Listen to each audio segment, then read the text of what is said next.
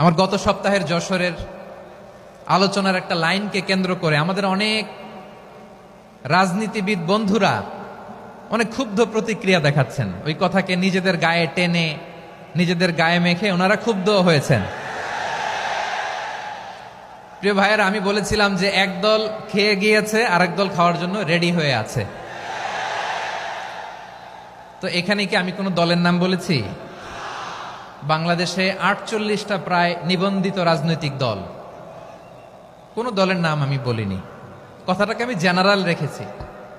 দায়ীদের বৈশিষ্ট্যই এটা, দায়ীরা জেনারেলি কথা বলে, যার যেই মেসেজ নেয়ার তারা সেখান থেকে নিয়ে নেয়।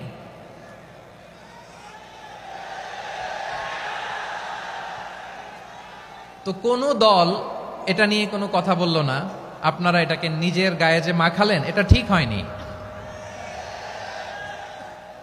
আমি বলবো যে এটা খুবই অনভিপ্রেত হয়েছে। কোনো দলকে টার্গেট করে বা কোনো দলের পক্ষে আমরা কখনো কথা বলি না। আমরা কোরআনের পক্ষে কথা বলি, ইসলামের পক্ষে কথা বলি, ঠিক কিনা বলেন?